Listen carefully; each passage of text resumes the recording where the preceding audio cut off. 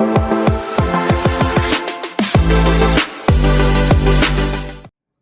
Dear students, आज हम लोग पढ़ेंगे क्लास 10th का जो पहला चैप्टर है टाइप्स ऑफ रिएक्शन के बारे में हम लोग डिस्कस कर रहे थे। तो आज हम लोग डिस्कस करेंगे डिस्प्लेसमेंट रिएक्शन क्या होती है और डबल डिस्प्लेसमेंट को डिस्कस करेंगे। देखिए, एक एक बात समझेंगे। डिस्प्लेसमेंट रिएक्शन कब पॉसिबल है और कब पॉसिबल नहीं है, इस बात को समझेंगे। देखिए, पहली चीज है हमारे पास, हेडिंग डालते हैं डिस्प्लेसमेंट रिएक्शन।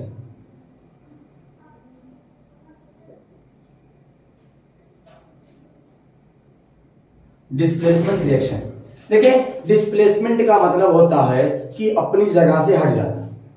यही है डिस्प्लेसमेंट का मतलब, होता है कि जो अपनी पोजीशन है उस पोजीशन को छोड़ देना। अब डिस्प्लेसमेंट रिएक्शन होती है, इस बात को जानने के लिए हम लोग हमेशा याद रखेंगे कि डिस्प्लेसमेंट रिएक्शन हमेशा एक मेटल और एक साल्ट के बीच में होगी। जो रिएक्टेंट इसमें होगा वो एक मेटल होगा और दूसरा जो रिएक्टेंट होगा वो हमारे पास साल्ट होगा। ठीक है, और हमको प्रोडक्ट साइड भी एक मेटल मिलेगा और एक साल्ट मिलेगा। ये बात हमेशा याद रखना कि आप जो रिएक्शन होगी वो मेटल और साल्ट के बीच में होगी। ठीक है, अब आते हैं हम लोग इस रिएक्शन में, बात करते हैं इस रिएक्शन में होता क्या है। When a metal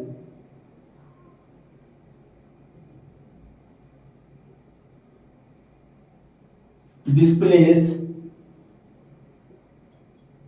an other metal to its salt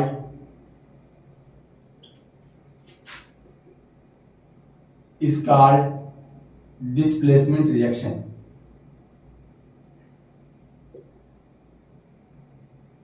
जब एक मेटल दूसरे मेटल को के साल्ट से उस मेटल को डिप्लेस करती है तो हम लोग क्या बोलते हैं।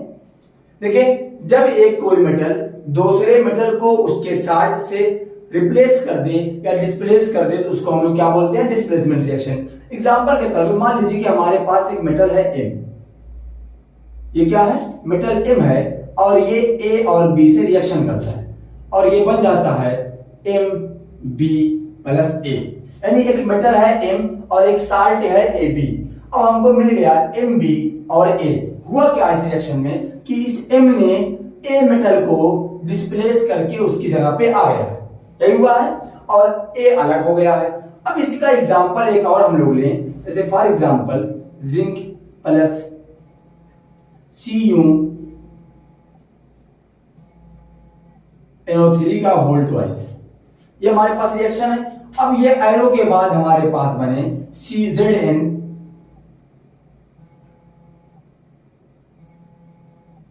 NO3 का होल ट्वाइस प्लस Cu। हुआ क्या है इस मेटल में कि इस रिएक्शन में हम लोग देखें तो ये जो जिंक है वो कॉपर मेटल को उसकी जगह से हटा दिया है और खुद वहां पे चला गया है, और इसीलिए ये रिएक्शन हमारी कहलाती है डिस्प्लेसमेंट रिएक्शन। अब देखिए, डिस्प्लेसमेंट रिएक्शन कब कब पॉसिबल होती है, इस बात को समझें। इस बात को समझने के लिए हम लोग मेटल रिएक्टिविटी सीरीज बनाते हैं। एग्जाम्पल के तौर पर हम लोग छोटी सी सीरीज बनाए। यहाँ पे देखिए, सबसे पहले ऊपर लिथियम, उसके बाद potassium, sodium, calcium, magnesium, aluminium, zinc, chromium, iron, nickel, tin, lead, hydrogen, copper, mercury, silver, platinum और गोल्ड।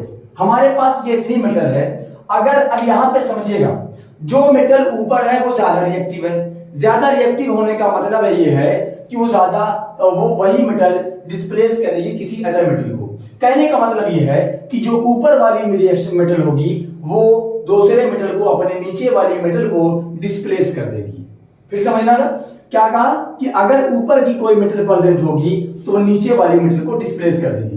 अब यहाँ पे एग्जांपल देखिए, हमारे पास एक मेटल है जिंक जो यहाँ पे प्रेजेंट है और एक मेटल है कॉपर जो यहाँ पे प्रेजेंट है।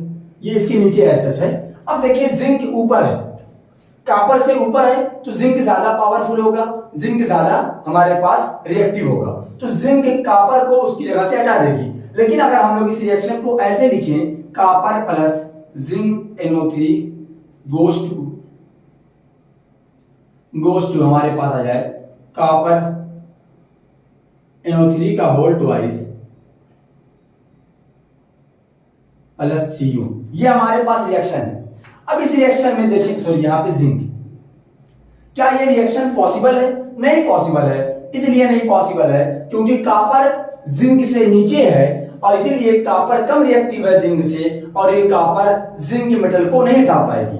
तो डिस्प्लेसमेंट रिएक्शन में एक बात याद रखिएगा, जब भी रिएक्शन होगी वो हमेशा जो मेटल डिस्प्लेस करेगी ये मेटल ज्यादा रिएक्टिव होनी चाहिए। अगर ये मेटल ज्यादा रिएक्टिव नहीं है तो वो ये रिएक्शन डिस्प्लेसमेंट रिएक्शन को शो नहीं करेगी। एक एग्जांपल लेते हैं हम लोग, Na प्लस Al2SO4 का होल थ्राइस। एक मेटल है सोडियम और एक मेटल है एल्युमिनियम, ठीक है ना। अब एल्युमिनियम अपने साल्ट के फॉर्म में है और जो सोडियम है वो अपने ही फॉर्म में। अब यहां पे देखें तो सोडियम हमारे पास यहां पे है और हमारे पास एल्युमिनियम यहां पे है, तो सोडियम एल्युमिनियम से ऊपर है, यानी कि एल्युमिनियम से ज्यादा रिएक्टिव है, तो इसलिए ये रिएक्शन पॉसिबल है। NaSO4 का या sorry whole twice plus Al, ये रिएक्शन पॉसिबल है। आप इसको नोट कर लें, उसके बाद हम लोग डबल डिस्प्लेसमेंट पे बात करते हैं।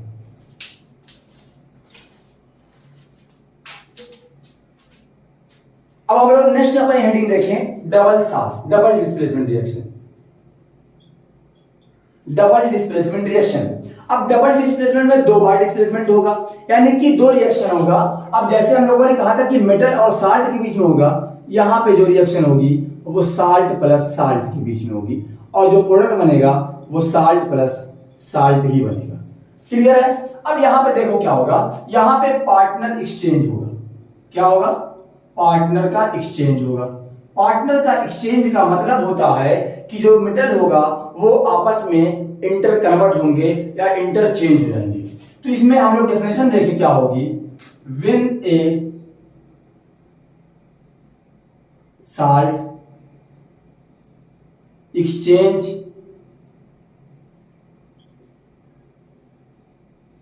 metal from an other salt। क्या होगा? जब एक साल्ट अपने मेटल को एक्सचेंज कर लेगा दूसरे वाले से, ठीक है। एग्जांपल के तौर पे देखें हम लोग Na2SO4 प्लस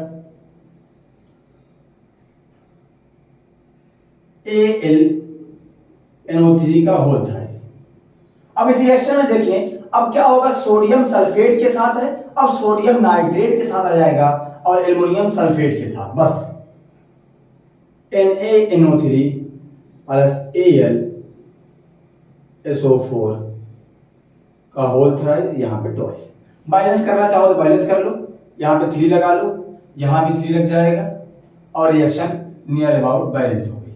अब देखो दो एल्युमिनियम सल्फेट कितने, अब यहां पे नाइट्रेट हो गया 6, यहां पे आप 6 लगाएंगे, हो गया। अब देखिए नाइट्रेट हो गया 6, हो गया। सोडियम यहां पे हो गया है, सॉरी यहां पे रिएक्शन बैलेंस हो गई। 3 दूनी 6, सल्फेट 3, सल्फेट यहां भी 3 है, 2 एल्युमिनियम, नाइट्रेट कितना है 2 3 6 और नाइट्रेट भी 6। डबल डिस्प्लेसमेंट एग्जांपल है। एक और एग्जांपल ले, ZnSO4 प्लस CuCl2, ये बन जाएगा ZnCl2 प्लस CuSO4, बन गया हमारे पास। रिएक्शन को बैलेंस कर ले तो बैलेंस ही रिएक्शन है। ये डबल डिस्प्लेसमेंट का एग्जांपल है। अब हम लोग मिलते हैं ऐसे ही अपने दूसरे वीडियो में, जहां पे हम लोग रिडॉक्स रिएक्शन, ऑक्सीडेशन रिएक्शन और रिडक्शन रिएक्शन के बारे में डिस्कस करेंगे। तो आई होप आपको इतना क्लियर हो गया होगा कि हम लोग डिस्प्लेसमेंट रिएक्शन और डबल डिस्प्लेसमेंट रिएक्शन को कैसे समझते हैं। Thank you for watching.